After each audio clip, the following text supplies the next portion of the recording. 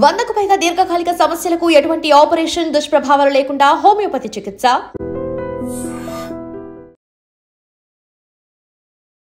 క్షణిక ఆవేశంలో చిన్న చిన్న కారణాలకే తామంతటా చనిపోతున్న పరిస్థితులు చాలానే చూస్తున్నాం. అదేవిధంగా విజయనగరం జిల్లా కనపాకి చెందిన ఒక యువకుడు ఎన్నేళ్లుగా ప్రయత్నిస్తున్న ఉద్యోగం రాలేదంటూ మనస్తాపానికి గురై మృత్యువాత పడిన వైనం అయితే ఇక్కడ చోటు చేసుకుంది. కుటుంబ సభ్యులు పనిగా వినిపిస్తున్నారు. ఉద్యోగం రాకపోయినా పర్వాలేదు, ఏదో ఒక పని చేసుకుంటాం, కానీ ఉద్యోగం మీ జీవితం కాదు కదా అని ధైర్యం చెప్పినప్పటికీ కూడా ఎంత ప్రయత్నాలు చేసినా సఫలం అవ్వట్లేదు, విఫలం అవుతూనే ఉంది. నాకు ఎందుకు ఉద్యోగం రావట్లేదు అని ఆలోచించిన యువకుడు అయితే మృతి చెందిన ఘటన పట్ల స్థానికులందరూ కూడా రోధిస్తున్న పరిస్థితి. సార్, అబ్బాయి పేరేంటండి? శశిభూషణ్ రావు. వయసు కనపాక.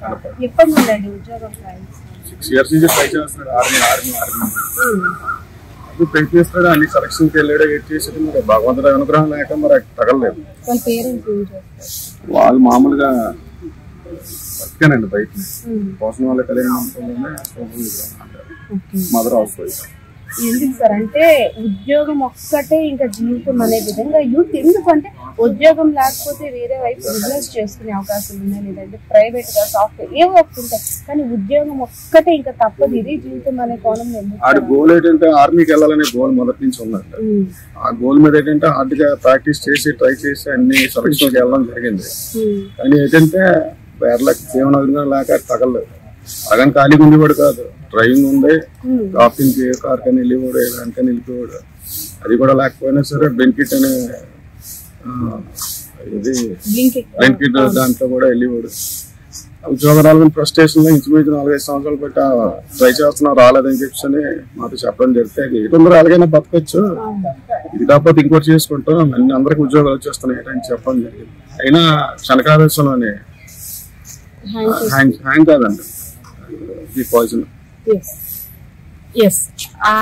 ఆ శశిభూషణ్ రావు యొక్క ఆలోచన దేశానికి సేవ చేయాలి, నా వంతు నేను కూడా ఒక ఉద్యోగిగా నిరూపించుకోవాలని ఆలోచన. ఎన్నిసార్లు ప్రయత్నించినా సరే సక్సెస్ అవ్వట్లేదు. డిగ్రీ పూర్తయి ఆల్రెడీ 7 సంవత్సరాలు కావస్తుంది, ఇప్పటికీ ఉద్యోగం రాలేదు. ఏ ఒక్కరు అడిగినా ఏం చేసినా ఇంకా జాబ్ రాలేదా, జాబ్ ట్రయల్స్లోనే ఉన్నావా.